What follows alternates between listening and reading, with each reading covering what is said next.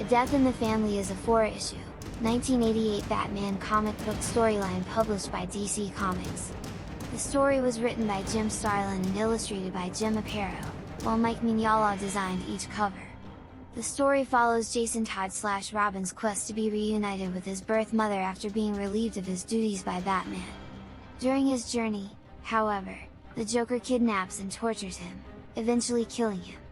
The storyline is notable for its 900 number voting system, in which fans were allowed to call two separate numbers and chose whether Jason would survive the Joker's torture or die because of it. Introduced as a replacement for then Robin Dick Grayson in 1983, the impulsive Jason Todd had grown very unpopular amongst readers.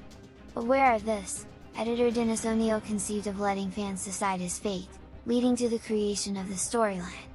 For 36 hours, beginning on September 15, 1988, readers could call the two numbers to cast a ballot on whether he should live or not. Over 10,000 votes were cast, with a narrow majority in favor of killing the character. In Batman number 428, the Joker kills Todd by blowing up the warehouse he is being held hostage in. Upon its publication, A Death in the Family attracted massive media attention, some of it critical. In retrospect, the storyline is remembered as one of the most important in the Batman family of comics. Citation needed: elements of the story have since been incorporated in various Batman-related media.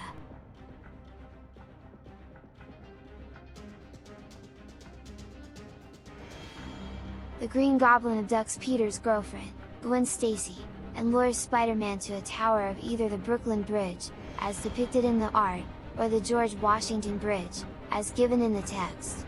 The Goblin and Spider-Man clash, and the Goblin hurls Stacy off the bridge. Spider-Man shoots a web strand at her legs and catches her. As he pulls her up, he thinks he has saved her, however he quickly realizes she is dead. Unsure whether her neck was broken by the whiplash from her sudden stop or had been already broken by the Goblin prior to her fall, he blames himself for her death. A note on the letters page of The Amazing Spider-Man number 125 states, "It saddens us to say that the whiplash effect she underwent when Spidey's webbing stopped her so suddenly was, in fact, what killed her." The Green Goblin escapes, and Spider-Man cries over Stacy's corpse and swears revenge. The following issue, Spider-Man tracks the Green Goblin to a warehouse and beats him but cannot bring himself to kill him. The Goblin uses the opportunity to send his glider to impale Spider-Man from behind. Warned by his spider sense, Spider-Man dodges, and the glider instead impales the Green Goblin, seemingly killing him. Later, a devastated Parker, back at home, encounters an equally shocked and saddened Mary Jane Watson, who has lost a close friend with Gwen's death, and the two attempt to comfort each other in the wake of their loss. The death of Gwen Stacy shocked the American comic book community. Previously, it had been unthinkable to kill off such an important character, the girlfriend of a protagonist with a large fanbase.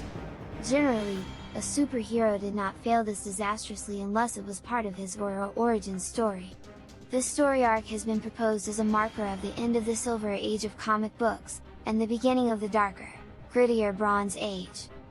The frequent tendency for the wives and girlfriends of male superheroes to meet grim fates was referred to as the Gwen Stacy Syndrome by the Comics Buyer's Guide.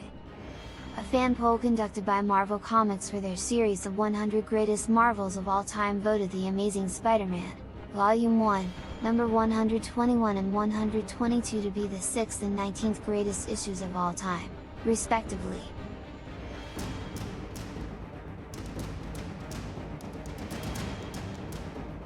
Snowbirds Don't Fly is a two-part anti-drug comic book story arc which appeared in Green Lantern/Green Arrow issues 85 and 86, published by DC Comics in 1971. The story was written by Dennis O'Neil and Neil Adams, with the latter also providing the art with Dick Giordano. It tells the story of Green Lantern and Green Arrow, who fight drug dealers, witnessing that Green Arrow's ward Roy Speedy Harper is a drug addict and dealing with the fallout of his revelation. Considered a watershed moment in the depiction of mature themes in DC Comics. 1. The tone of the story is set in the tagline on the cover, DC attacks youth's greatest problem: drugs. In the first part, Green Lantern/Green Arrow number 85, Green Arrow, Oliver Queen, runs into muggers who shoot him with a crossbow. Strangely, The weapon is loaded with his own arrows. Tracking down the attackers, Green Arrow and his best friend, Green Lantern Hal Jordan, find out that the muggers are junkies who need money for their addiction, and are surprised to find Queen's ward Speedy, Roy Harper, among them. They think he is working undercover to bust the junkies, but Queen catches him red-handed when he tries to shoot Heroine. It becomes evident that the stolen arrows are indeed Queen's, which he shares with Harper when they fight crime together. In the second part, Green Lantern / Green Arrow number 86, an enraged Green Arrow lashes out at his ward. In shame, Harper withdraws cold turkey, and one of the junkies dies of a drug overdose. Queen and Lantern tackle the kingpin of the drug ring, a pharmaceutics CEO who outwardly condemns drug abuse, and visit the funeral for the dead junkie.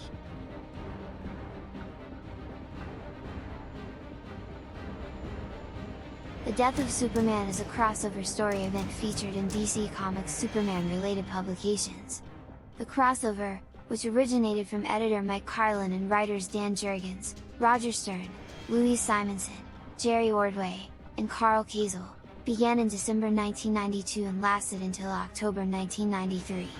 It was published in Superman, Action Comics, The Adventures of Superman, Superman, The Man of Steel, Justice League America, and Green Lantern. Since its initial publication, The Death of Superman has been reprinted in various formats and editions. Development began after a planned story, in which Clark Kent, Superman, and Lois Lane would be married, was postponed to coincide with a similar storyline in the television series Lois and Clark, The New Adventures of Superman. While pitching possible replacements, Ordway jokingly suggested that they should kill Superman. As Superman comic sales had declined in recent years, the writing teams felt the character had been taken for granted and decided to temporarily kill him to emphasize his importance. They wanted the crossover to surprise readers and show Superman is not invincible. The Death of Superman is divided into 3 story arcs: Doomsday, Funeral for a Friend, and Reign of the Supermen. The first arc chronicles Superman's fight with the monster Doomsday and concludes with his apparent death. The second depicts Superman's fellow superheroes and the rest of the DC Universe mourning his death, ending with his adoptive father Jonathan Kent having a heart attack. The third sees the emergence of 4 Superman imposters before the original returns. A number of characters in The Death of Superman, such as Doomsday, the cyborg Superman, and Steel, would recur in later DC publications. When news broke that DC planned to kill Superman, a beloved cultural icon, The Death of Superman received unprecedented coverage from the mainstream media. Superman number 75, which features Superman's death, sold over 6 million copies and became the top-selling comic of 1992. Retrospective reviewers are divided on the story, with some finding it ambitious and influential, while others dismiss it as a publicity stunt. The story has been adapted into various forms of media, including 2 novelizations in 1993 and a beat-em-up video game, The Death and Return of Superman, in 1994. A loose animated film adaptation, Superman, Doomsday, was released in 2007. A second animated adaptation was released as a 2-part film, The Death of Superman and Reign of the Supermen, in 2018 and 2019, respectively.